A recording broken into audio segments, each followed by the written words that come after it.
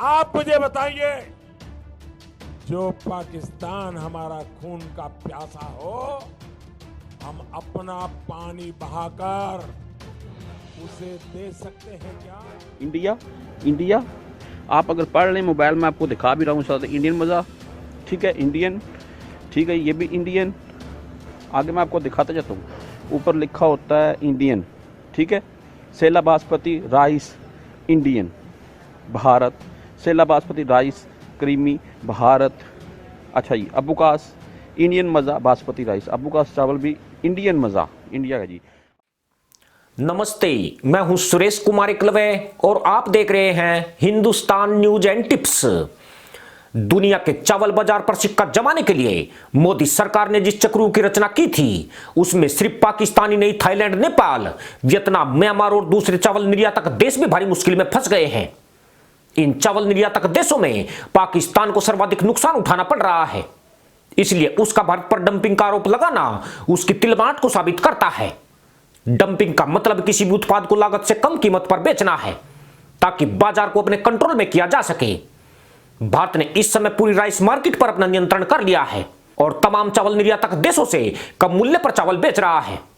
इस साल भारत के चावल निर्यात में 136% वृद्धि दर्ज की गई है, जो अपने आप में एक रिकॉर्ड है। जबकि पाकिस्तान जैसा मुल्क, जो चावल निर्यातक देशों में भारत का प्रतिद्वंदी रहा है, उसका चावल निर्यात 14% नीचे आ गया है। पाकिस्तान ने 2020-21 के दौरान 33 लाख टन चावल निर्यात किया है, जबकि पिछले साल इसी अवधि में 38 लाख टन चावल का निर्यात किया गया था। मोदी सरकार ने चावल की वैश्विक मार्केट में कैसे शिकंजा कसा है और किस तरह पाकिस्तान और अन्य देशों के चावल निर्यात को भारी क्षति पहुंचाई है, इस पर आगे बात करेंगे। पर पहले यह भी जान लीजिए कि विश्व की राइस मार्केट में पाकिस्तान ने कब्जा जमाने की पूरी रणनीति बनाई थी। पाकिस्तान दुनिया में यह प्रचारित करने में लगा हुआ था कि पाकिस्तान में पैदा होने वाला बासमती चावल भारत की तुलना में ज्यादा उत्तम है।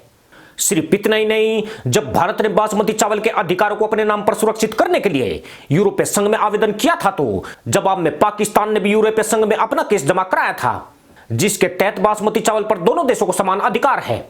ऐसे में मोदी सरकार के सामने एक बड़ी चुनौती यह भी थी कि कैसे पाकिस्तान को विश्व की राइस मार्केट से बाहर का रास्ता दिखाया जाए। भारत और पाकिस्तान में पैदा होने वाले चावल की गुणवत्ता में ज्यादा अंतर नहीं है, लेकिन भारत चावल स्वाद में बेहतर होने के साथ अब सस्ते दाम पर निर्यात हो रहा है, जिससे इसकी मांग कई ज्यादा बढ़ गई है। जबकि पाकिस्तान से निर्यात किया जाने वाला चावल अंतर्राष्ट्रीय बाजार में उसी क्वालिटी वाले भारतीय चावल की तुलना में ज्यादा महंगा पड़ता है।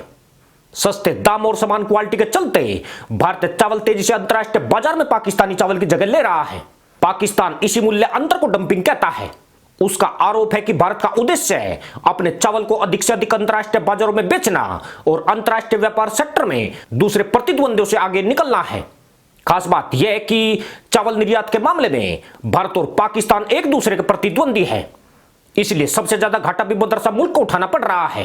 पाकिस्तान अंतर्राष्ट्रीय बाजार में औसतन $450 प्रति टन की कीमत पर चावल को बेच रहा है, जबकि उसी क्वालिटी का भारतीय चावल औसतन $360 प्रति टन की कीमत पर उपलब्ध है। वियतनाम और थाईलैंड से निर्यात होने वाले चावल की कीमत भी लगभग $470 प्रति टन के करीब है। पर बड़ा सवाल यही है कि मोदी सरकार भारतीय चावल को इतने सस्ते दाम पर क्यों बेच रही है? पाकिस्तान के भारत पर लगाए गए डंपिंग के आरोप में कितना दम है? क्या भारत चावल बाजार पर कंट्रोल करने के लिए सस्ते दाम पर चावल बेच रहा है? दरअसल यह सब मोदी सरकार के शानदार कदमों और उपायों का ही परिणाम है। मोदी ने बड़ी चतुराई के साथ वैश्विक बाजार में भारतीय चावल को सिरमौर बनाने के लिए जो कदम उठाए हैं, उन्होंने आज बाकी चावल निर्यातक देशों को बुरी तरह पछाड़ दिया है। भारतीय चावल के सस्ता होने की वजह मोदी सरकार द्वारा किसानों को दी जाने वाली सब्सिडी है। इसके कारण चावल उत्पादन पर लागत में कमी आई है। इसके अलावा भारत में पब्लिक डिस्ट्रीब्यूशन सिस्टम के तहत सरकार बहुत कम कीमत पर गरीबों को चावल उपलब्ध करा रही है, जिससे घरेलू मार्केट में चावल के दाम स्थिर बने हुए हैं और मांग में भी बेहद कमी दर्ज की गई है।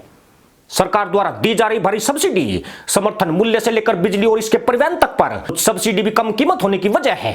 भारत में शिपिंग का किराया भी पाकिस्तान की तुलना में बेहद कम है। यह फैक्टर भी चावल के निर्यात को बढ़ाने में मदद करता है।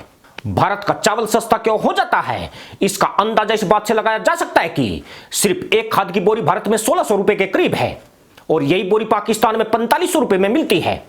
यानी भारत में चावल उत्पादन में आने वाली लागत मदरसा मुल्क की तुलना में बहुत कम है। ऐसे में भारत द्वारा चावल को कम मूल्य पर बेचना आसान हो गया है, इसके अलावा एक वजह और भी मौजूद है। पाकिस्तान में चावल पूरी तरह से निजी स्तर पर संचालित होता है, लेकिन भारत सरकार इसमें हस्तक्षेप कर रही है। वह अंतर्राष्ट्रीय बाजार को कब्जाने के लिए कृषि क्षेत्र को ग्रीन सब्सिडी उपलब्ध करा रही है। जहां तक पाकिस्तान के डंपिंग वाले आरोपों की बात है तो वह पूरी तरह निराधार है। किसी विशेष उत्पाद की बहुत ज्यादा सस्ती दरों पर आपूर्ति जब किसी देश में पैदा होने वाले उसी उत्पाद को नुकसान पहुंचाए तो उस देश का कानून उसके खिलाफ कार्रवाई करता है। लेकिन चावल के मामले में भारत किसी खास देश में नहीं बल्कि पूरी दुनिया में सस्ते दाम पर चावल बेच रहा है। पाकिस्तान के डंप वाले आरोप इसलिए भी धरे रह जाते हैं क्योंकि ऐसे मामलों में लागत से कम कीमत पर किसी चीज को बेचा जाता है ताकि बाजार पर नियंत्रण किया जा सके। मोदी सरकार ने भारतीय चावल के उत्पादन में आने वाली लागत प्रोत्साहन स्कीम लाकर पहले ही कम कर दी है, जिससे अंतर्राष्ट्रीय बाजार में $360 प्रति टन पर बिकने वाला चावल निर्यातकों को भारी मुनाफा दे रहा है। खास बात यह है कि चावल आयातक व्यापारी भी भारतीय चावल को भारी मात्रा में खरीद रहे हैं। जानकर हैरानी होगी कि इस वक्त पूरे अफ्रीका महाद्वीप में भारतीय चावल सबसे ज्यादा खरीदा जा रहा है। यूरोपीय देश और खाड़ी देशों में भारतीय चावल की सर्वाधिक डिमांड है। इससे पहले तक यूरोपीय देशों में पाकिस्तानी चावल की मांग हुआ करती थी। मोदी सरकार के इस चक्र में फंसे पाकिस्तान, म्यांमार, थाईलैंड और वियतनाम का निर्यात बुरी तरह प्रभावित हो रहा है। पाकिस्तान का कपड़ा उद्योग और चावल निर्यात उसके विदेशी मुद्रा भंडार को नियंत्रित रखने का महत्वपूर्ण जरिया है, इसलिए उस पर बड़ी चोट पड़ना लाजमी है। पाकिस्तान का बिल बिलाना इसलिए समझ में नहीं आता है क्योंकि भारत ने इस बार उसको टारगेट करके यह कदम नहीं उठाया है, बल्कि मोदी सरकार अपने उस चुनावी वादे को पूरा करने की तरफ अग्रसर है जिसमें किसानों की आय दुगुनी करने की बात कही गई थी। जबकि पाकिस्तान यही समझ रहा है कि भारत ने पाकिस्तान के निर्यात को कमजोर करने के लिए सस्ते चावल को मोहरा बनाया है। खास बात यह भी है कि पाकिस्तान चाहकर भी अंतर्राष्ट्रीय बाजार में भारतीय चावल से सस्ता या बराबर मूल्य पर चावल नहीं बेच सकता है। पाकिस्तान के कंगाल हालात और उसके खजाने में कूदते चूहे इसकी इजाजत नहीं देते हैं।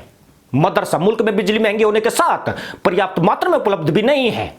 वह किसानों को सब्सिडी देने के बारे में सोच तक नहीं सकता है, जबकि पाकिस्तान के फर्टिलाइजर्स उद्योग पर प्राइवेट सेक्टर का नियंत्रण बना हुआ है। अगर वह इस सेक्टर को सब्सिडी देकर फर्टिलाइजर्स की कीमत कम करना चाहे तो भी संभव नहीं है। इसकी एक वजह यह भी है कि पाकिस्तानी किसानों की डिमांड ज्यादा है और फर्टिलाइजर्स का उत्पादन कम है। ऐसे में प्राइवेट सेक्टर पूरी सब्सिडी डकार जाते हैं। इसलिए इंशाअल्लाह बोलो और घर में ही बिरयानी बनाकर खा जाओ। इसी के साथ अनुमति दोस्तों, जय जवान, जय किसान, जय हिंद, वंदे मातरम।